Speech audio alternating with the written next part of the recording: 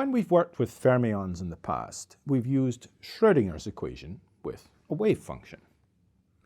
Now we're proposing to rewrite our quantum mechanics using the fermion creation and annihilation operators. Remember that these are going to make it much easier to handle multiple particles. Previously, we've been able to deal with a few identical fermions by explicitly writing out the wave function in its anti-symmetrized form, as in the calculation of exchange energy for two electrons. Now we're hoping we'll be able to simplify how we handle multiple identical fermions, especially as we consider larger numbers of them. But how do we connect these two different pictures? On the one hand, we have our Schrödinger equation. On the other, we have our proposed fermion annihilation and creation operators. One way of making this connection is to introduce the wave function operator. This will give us something we can use essentially everywhere where we previously used the wave function, but this wave function operator is going to be written out using the annihilation and creation operator formalism. So let's see how this works. We would like an operator then in occupation number form representing the quantum mechanical wave function to give a way to transform operators such as Hamiltonians from a spatial form into the occupation number representation. We propose first a wave function operator when we have a single particle, and we'll choose this form here. So this is an operator on the left. In general, it's a different operator for every position r. And on the right, what we have is some annihilation operators for some states j, and associated with those states j are spatial functions of some form or other. And this set of spatial functions is going to represent a complete set, a complete orthonormal set, for describing functions of space. So these are the annihilation operators for quantum mechanical states that correspond to this spatial function. And we're going to sum over a whole set of those, a complete set of orthonormal spatial functions. So suppose a single particle was in state m, with wave function phi m of r. Now, in occupation number form, we can also write that state as this list here, with no particles in any of these single particle states, one in state m and none in any of the other states. And we can also choose to write that as the creation operator for state m, operating on this state here with a 0, which is a state in which there are no particles in any single particle state. So this state with a 0 written in here, it's just a notation, is the state with no fermions present in any single particle state.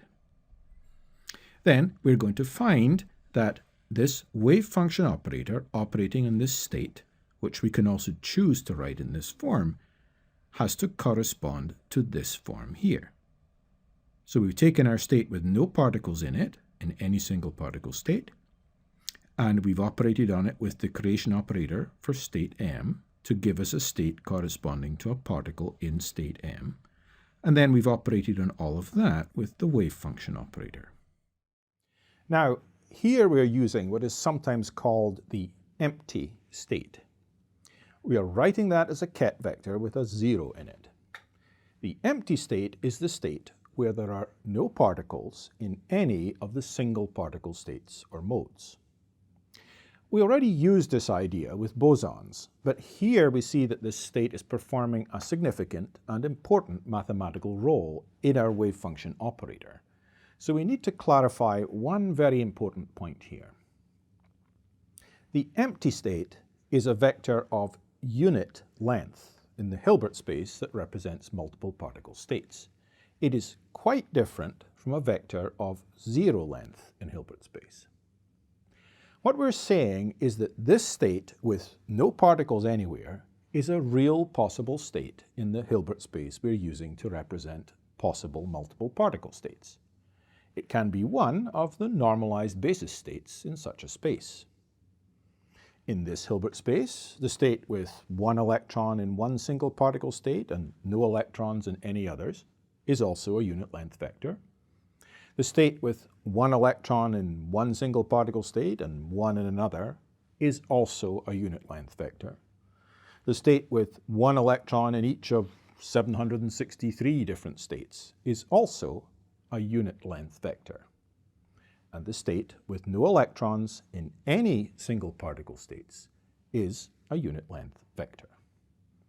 All of these are possible states of a multiple particle system, at least a system with sufficiently many available states, of course. So, to emphasize, the empty state, often written as a ket with a zero in it, is a unit length vector in Hilbert space, not a vector of zero length. Now let's return to our construction of the wave function operator. Now, in this relation that we had derived then, we are going to use the anti-commutation relation for different kinds of operators, for annihilation and correlation operators associated with states J and K respectively. And we're going to use that to substitute for this pair of operators in here. So note in this pair we have an annihilation operator on the left and a creation operator on the right. And we're going to use this relation, this form of relation, to substitute for that to get this expression here. So we would have the anti-commutation relation for J and M would be Bj Bm dagger plus Bm dagger Bj, if we simply had M instead of K in here. We substitute using this relation and we're left with delta Jm, the Kronecker delta, minus Bm dagger Bj, still operating on this empty state. But an annihilation operator operating on an empty state gives us a vector of zero length, because an attempt to annihilate a particle that is not there results in a null result. As I said, the right-hand side here is actually a vector of zero length. Hence, the effect of the wave function operator operating on this state leaves us only with the delta Jm term in the sum, and that means the sum only contains one term. It contains the term with j equal to m, so we're left with phi m of r times the empty state. We can see from this expression then that this operator, this wave function operator, has successfully extracted the amplitude phi m of r. We've also acquired this ket, this empty state ket, in the result, which might seem odd at first, but we should have a state vector here because the result of operating on a state vector should be a state vector. By a simple extension of the above algebra, if the particle is in a linear superposition, for example, something like this, with a set of expansion coefficients, one for each possibility here, so we're saying that this state corresponds to one which state k is occupied, so we have an expansion coefficient, ck, and we'll run through all the possible values of k here, in each case with a state that just corresponds to one particle in the corresponding state k. So this is our linear superposition. It's a general linear superposition. And as I said, we mean here that this means the state with one particle in state k and no other single particle states occupied. Then the effect of the wave function operator operating in this state is just the effect of it operating on each part of this linear superposition. And the net result of that is to give us the sum of all of these expansion coefficients times the wave functions corresponding to states k. In other words, this wave function operator has correctly extracted for us from this state the desired linear superposition of wave functions that corresponded to the linear superposition in the original state. Next, let's go on and look at a wave function operator for a 2-fermion state. So we propose that this operator would look like this. So this is an operator that is different for each of two different spatial coordinate vectors. So in general, for different values of each of these vectors, this operator corresponds to a different operator. And now we're proposing we just keep on extending from what we had before. So we will have the annihilation operator for state j and the wave function for state j of coordinate r1. And then we'll also have the annihilation operator for a state n and the wave function for state n, now of coordinate r2. The 1 over root 2 here we need in order to keep this normalized in the final result.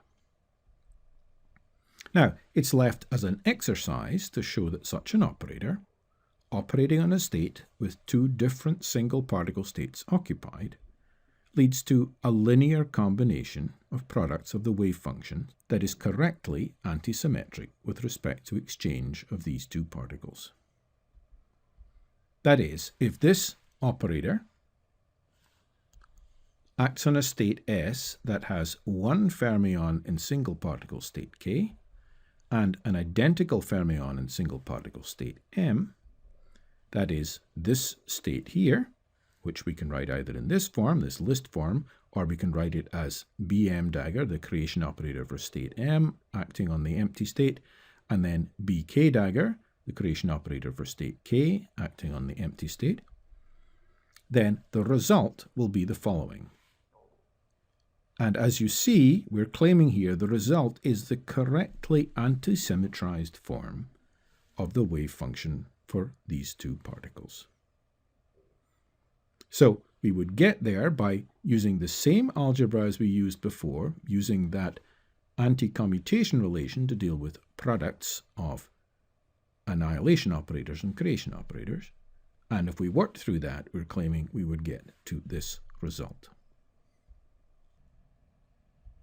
We can propose to extend such wave function operators to larger numbers of particles, postulating that we could have an n particle wave function operator that looks like this.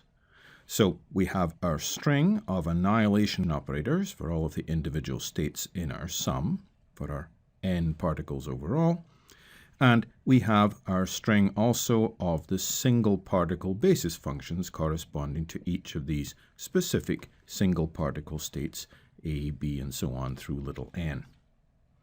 And we have the 1 over root n in front to keep the whole wave function operator something that will give us normalized results. And we have the expectation that these operators will also extract the correct sum of permutations to give wave functions that are antisymmetric with respect to exchange.